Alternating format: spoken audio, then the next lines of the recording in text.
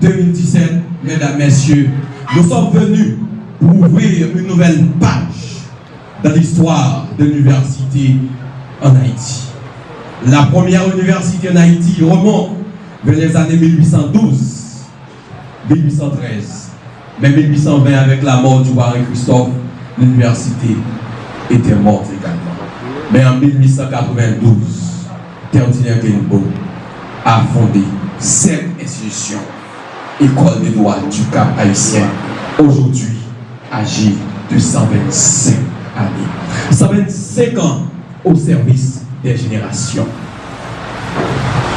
Monsieur le doyen, monsieur le directeur de la vie étudiante, messieurs les responsables du rectorat de l'Université d'État d'Haïti, très chers professeurs, collègues étudiants, amis et invités, que de joie, que de plaisir de pouvoir être ensemble ici, aujourd'hui, à la faculté de droit des sciences économiques et gestion du Cap haïtien, pour marquer le début des activités liées au 125e printemps de la faculté de droit des sciences économiques et gestion du Cap haïtien. La faculté, c'est un patrimoine national. Elle a donné des hommes politiques, des avocats, des juges, des commissaires de gouvernement, des chefs d'État. Elle doit encore, des ministres. Cette faculté doit encore aller plus loin.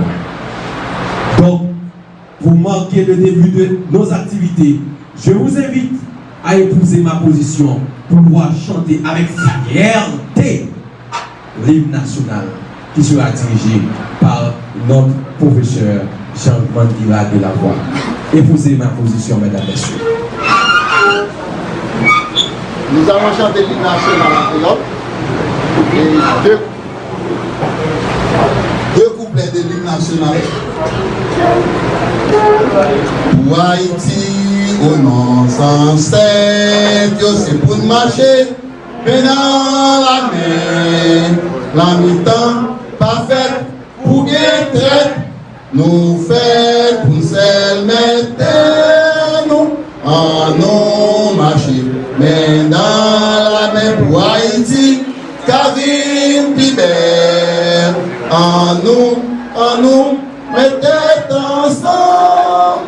Pour Haïti, au nom tout ancêtre, pour Haïti, au nom ancêtre, enlevez-les, nous gardons les. C'est pour nous demander grand-mère là, pour le bas, nous protection, pour mauvais anges, pas détourner, pour cap marcher, dans mon chemin, pour liberté, cap liberté, faut que la justice, la sous pays. Mesdames, messieurs, avec vous, notre doyen, Justin Anderson.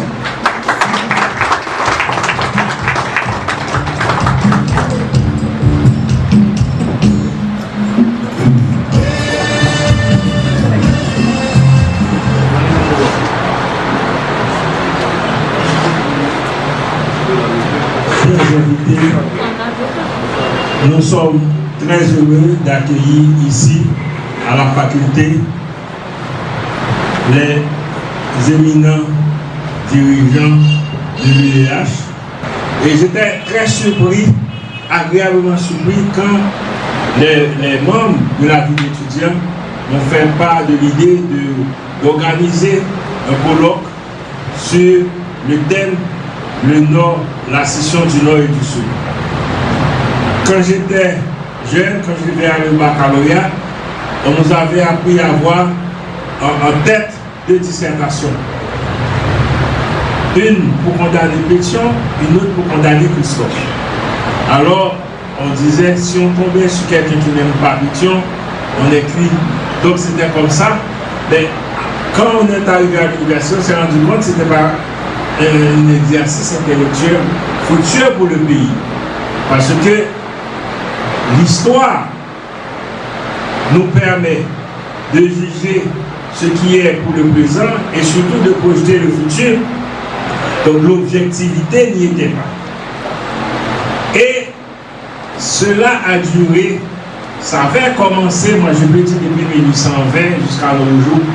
Il est contentieux parce qu'on ne s'est pas mis sur la table justement pour, de façon objective, penser à l'histoire d'Haïti. Il y a ce qu'on appelle en histoire la décision historique, à savoir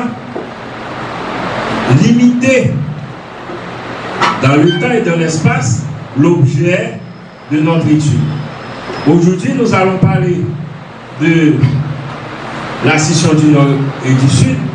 Je crois que la décision historique aurait dû commencer par faire un travail sur les composantes sociologiques d'Haïti, c'est-à-dire à commencer par l'histoire de l'Afrique, la philosophie africaine, ce que nous avions eu comme pensée, comme philosophie, comme religion, et pourquoi en 1806 nous ne pouvions pas nous mettre d'accord.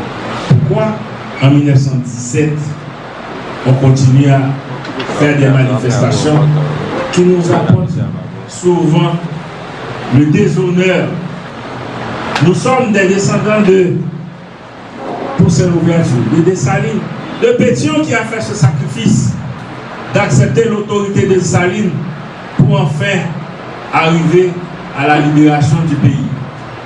Mais si on cherche dans l'histoire d'Haïti, on verrait depuis l'Égypte qui était nègre comme nous, la philosophie de notre histoire religieuse était l'harmonie. L'harmonie entre les hommes et l'environnement. Ce qui manque mondialement au monde. La philosophie que nous avons rejetée, on revient petit à petit après la destruction de la philosophie du progrès. On est retourné au point de départ. Le point de départ, c'est la philosophie. Nous qui avons construit les pyramides, nous qui avons construit la citadelle, qui n'appartient pas au nord seulement, parce que Christophe n'est pas né dans le nord.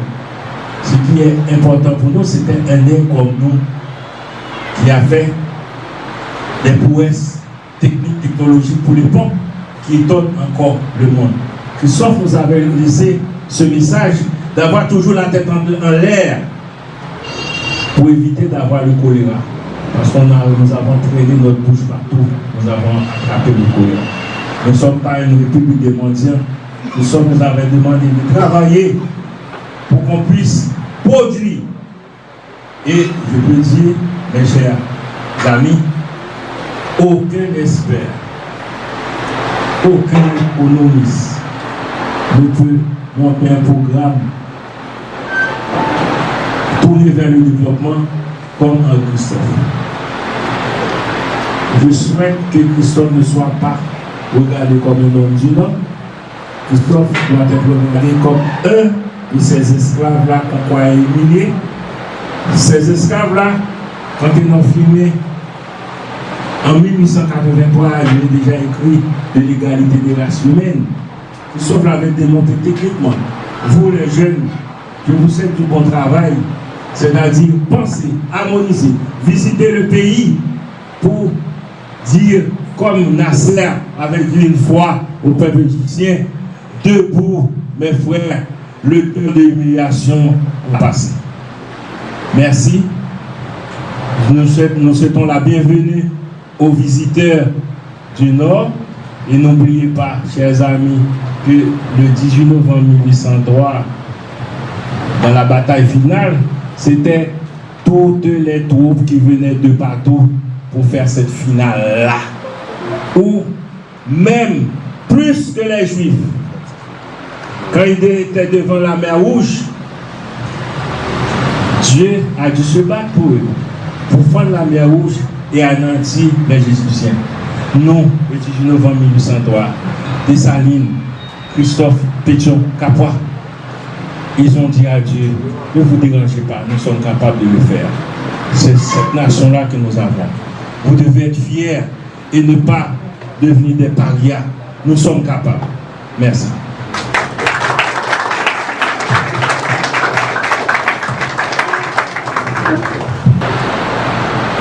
Bonjour à tous. J'ai suivi avec beaucoup d'attention les propos du doyen certainement très instructif et j'espère que vous les jeunes, vous avez écouté avec beaucoup d'attention et retenu ces leçons. Justement, la DVE a voulu s'associer à la célébration du 125e anniversaire de la faculté de droit de gestion des sciences économiques du Cap haïtien. Parce que nous avons pensé que c'est un travail extraordinaire qui se fait ici, qui se fait aussi dans d'autres facultés de l'Université d'État d'Haïti. Et nous devons toujours nous armer de beaucoup de courage pour continuer à avancer. Nous avons voulu aussi rendre un hommage au roi Henri Christophe.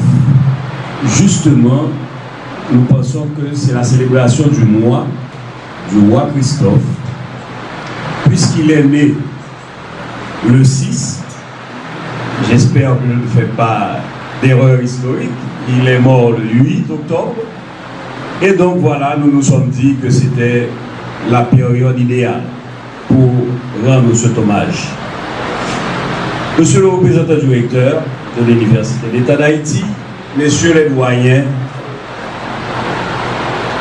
les autorités civiles, messieurs les enseignants, personnel de nos entités, l'UEH, chers étudiants et étudiantes, invités spéciaux, mon plaisir est immense aujourd'hui d'être avec vous tous, partageant ce moment si spécial de la célébration du 125e anniversaire de cette faculté.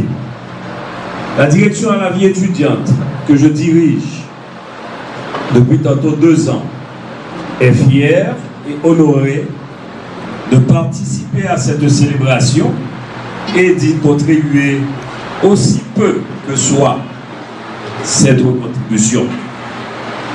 Cette direction, dans sa mission qui est de promouvoir le bien-être tant physique que moral de nos étudiants à l'UEH, a voulu profiter de cette occasion pour amener des universitaires d'horizons divers à se rencontrer, à échanger, se divertir, créer et développer cette fraternité qui seule pourra nous aider à surmonter les obstacles du sous-développement. Nous avons l'obligation de créer un environnement favorable à l'évolution de nos étudiants. Nous aimerions que ceux-ci évoluent bien, qu'ils aient un modèle de comportement digne, pouvant servir de modèle aussi aux plus jeunes qui les regardent, et qu'ils puissent inspirer confiance à la société qui les observe. À la vie étudiante, il nous faudrait faire beaucoup plus que cela.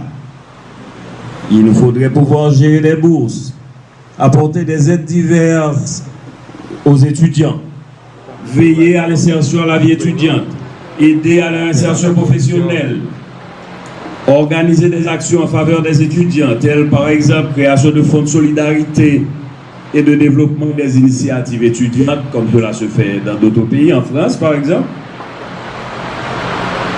Leur apporter l'assurance santé, organiser l'accueil de ceux-là qui arrivent, essayer d'organiser leur insertion professionnelle après leur diplôme, aider les étudiants en situation de handicap, favoriser leur participation à divers projets sociaux et culturels, apporter cafétéria, restaurants universitaires, amener le logement accessible pour les étudiants, puisqu'il y en a qui se déplacent, qui ne viennent pas étudier dans leur ville. Mais évidemment, pour mettre ces projets en œuvre, les moyens nous font toujours cruellement défaut, étant donné que nous ne semblons pas représenter la priorité pour nos dirigeants. Organiser chaque activité relève de l'exploit pour nous à la vie étudiante. Tout le monde n'a pas la même compréhension de l'importance de notre action, car souvent les freins se retrouvent même au sein de notre propre administration. Cependant, ce que je dis toujours, c'est que si nous nous y mettons ensemble, nous pouvons arriver à réaliser des choses.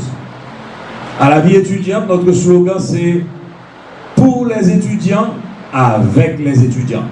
Parce qu'ils participent toujours à la planification des activités que nous réalisons ainsi qu'à leur mise en œuvre.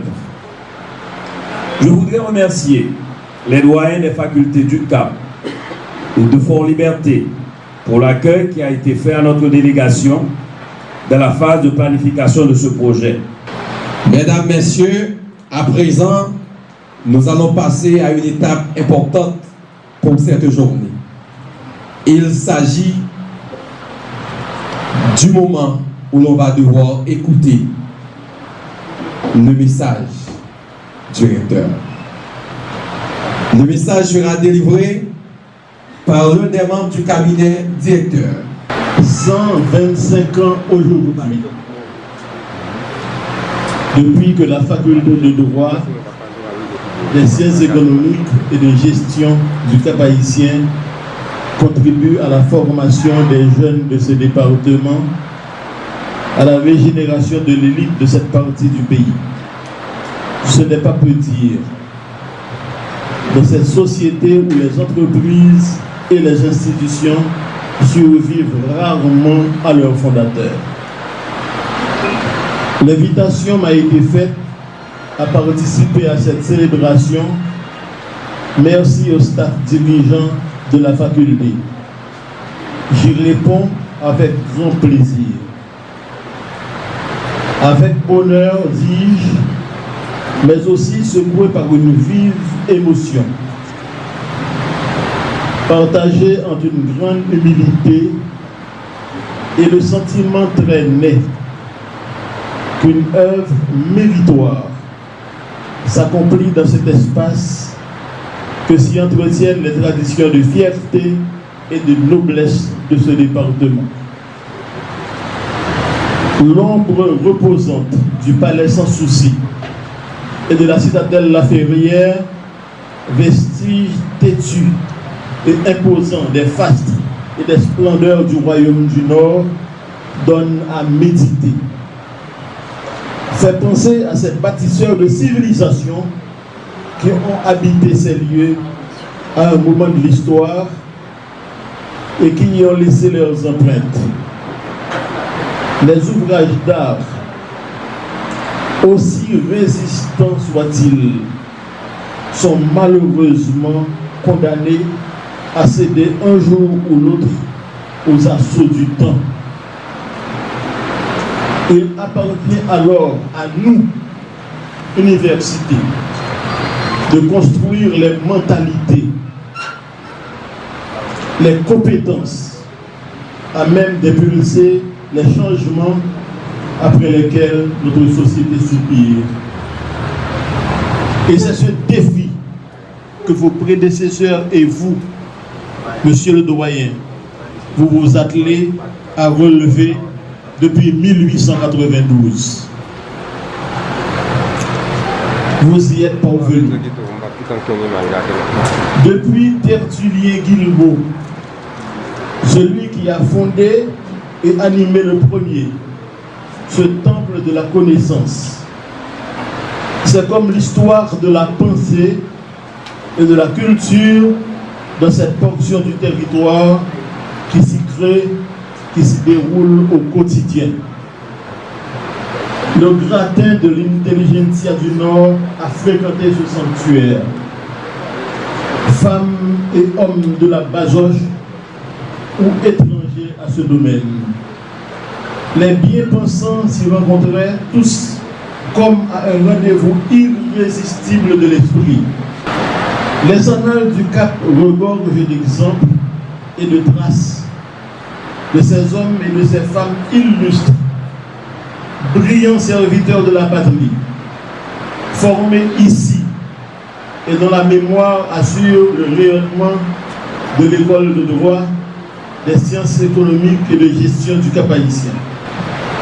J'insiste sur le rôle majeur joué par la FDSEG, pour dire l'école de droit des sciences économiques et de gestion du Cap-Haïtien, dans ce combat pour l'implantation du CHCL et son maintien dans le patrimoine de l'UEH.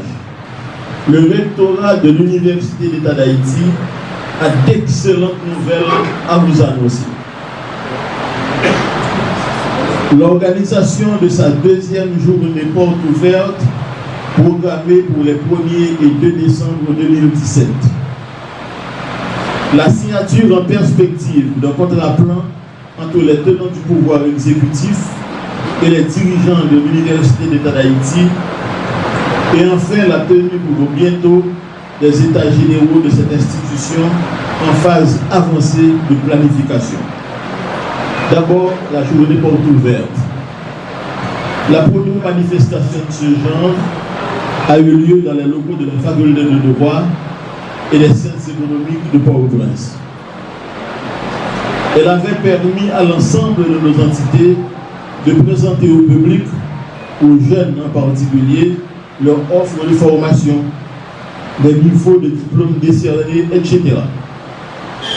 Elle a été couronnée de succès. L'intérêt manifesté par la communauté pour cette activité a déterminé le secrétariat général de l'université à organiser une deuxième édition début décembre 2017 à la faculté d'agronomie et de médecine vétérinaire à Port-au-Prince. Nos entités sont vivement engagées à profiter au maximum de cet espace d'exposition et de relations publiques en contactant le secrétaire général de l'UEH. Ensuite, la signature d'un protocole d'accord dit contrat plan entre l'Université d'État d'Haïti et l'exécutif. Dans un premier draft du document, il est prévu au profit de toutes les entités de l'UEH l'ouverture de restaurants universitaires aux étudiants et au personnel de l'UEH. Le service social étendu à tous les étudiants de l'UEH. Des tâches d'assistance humanitaire à confier aux étudiants en période pré- et post-désastre naturel. Un système de prêts et de bourses d'études en faveur des étudiants les plus performants. La désignation de programmes prioritaires de recherche pour l'orientation stratégique des projets de recherche à financer dans les facultés, écoles et centres de recherche de l'Université d'État d'Haïti. Un programme d'initiation des jeunes à l'emploi. L'accès des étudiants à une couverture médicale dans le cadre de l'application et de l'extension de la carte de sécurité sociale de nos FATMA, etc., etc.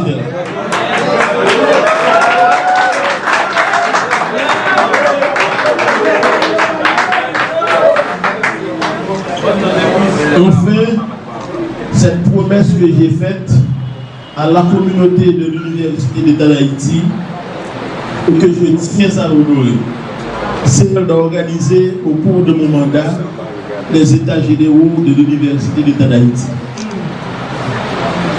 L'autonomie de l'université, consacrée par la Constitution de la République, ne saurait occulter son statut de bien public.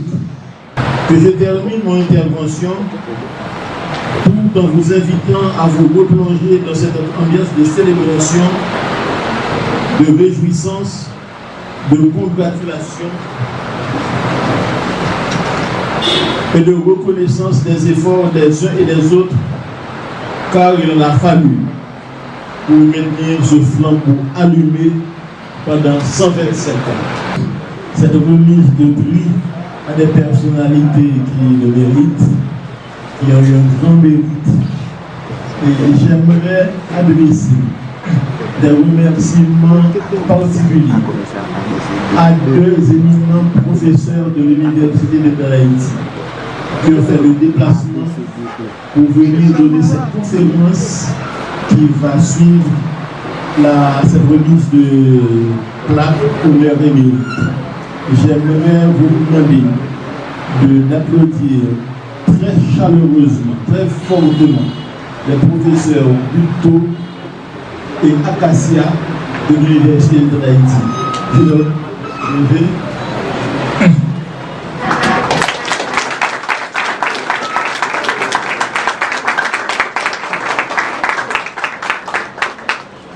Merci, merci.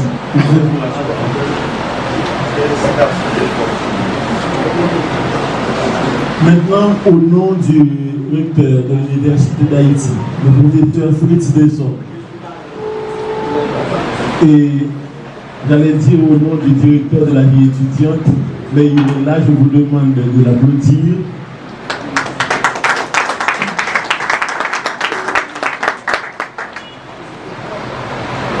Parce que ces deux-là sont avec.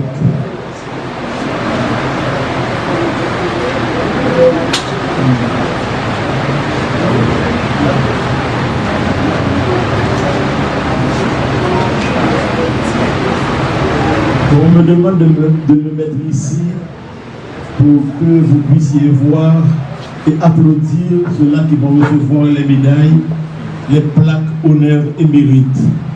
Ils ont rendu des services inestimables à l'Université d'Haïti. J'appelle le professeur Julien Nelson, qui est le doyen de la faculté de droit des sciences économiques et de gestion du Cap haïtien.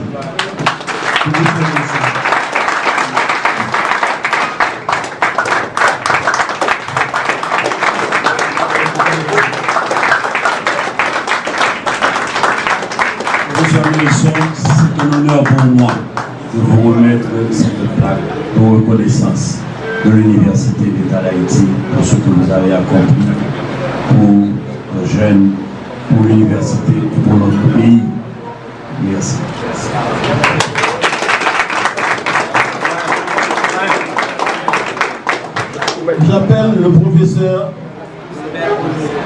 J'appelle le doyen Nil Calix de la faculté de droit et des sciences économiques de Fort Liberté.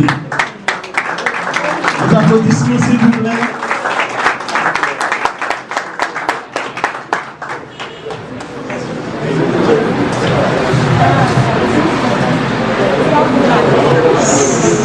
C'est le représentant du recteur qui remet sa plaque à M.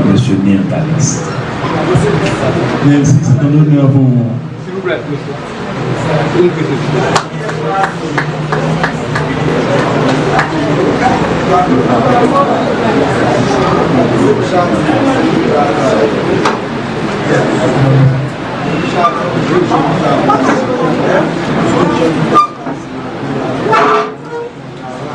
Honneur.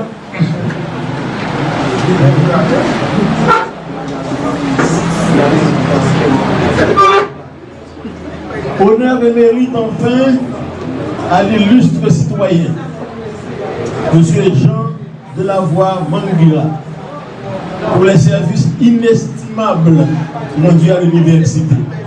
Je rappelle à tout le monde que c'est lui qui a fait don à l'université du terrain sur lequel est établi le campus Henri Christophe de l'Université d'État d'Haïti à Limonade. J'ai lu pour vous le rectorat de l'Université d'État d'Haïti décerne de cette plaque honneur et mérite à M. Jean Delavoye Manguira en reconnaissance de sa précieuse contribution à l'avancement de la cause de l'enseignement supérieur.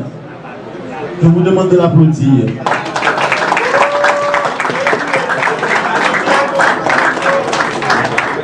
Merci beaucoup.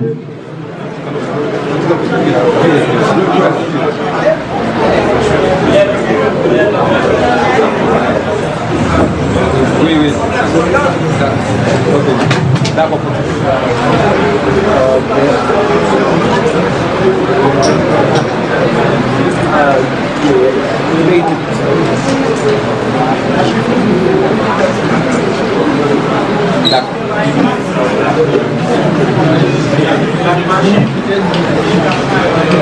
Encore une fois, un grand merci à vous tous, et particulièrement aux éminentes personnalités qui nous entourent en ce moment.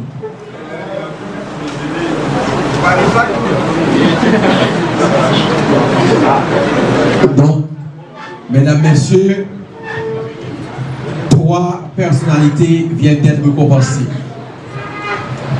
Maître Jusner Nelson, en fonction des nombreux services qu'il a rendus à la faculté en particulier et à l'Université d'État d'Haïti en général.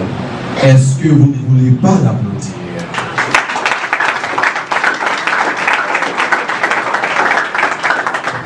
Maître Neil Calixte, doyen de la faculté de droit, des sciences économiques et gestion de Fort Liberté encore.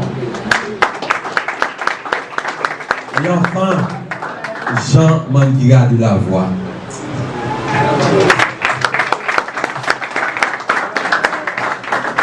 À présent, c'est le moment tant attendu, moment autour duquel nous allons avoir un débat autour d'un sujet houleux, la scission nord-sud au 19e siècle. Cette conférence, son modérateur sera le président de l'université Roy-Christophe de Limonade, M. Audalbert, à qui je demande de se joindre à moi, puisque je suis le modérateur de cette conférence. Sous vos applaudissements, mesdames, messieurs. M. Audalbert, je vous remets le micro et le lutra. Merci.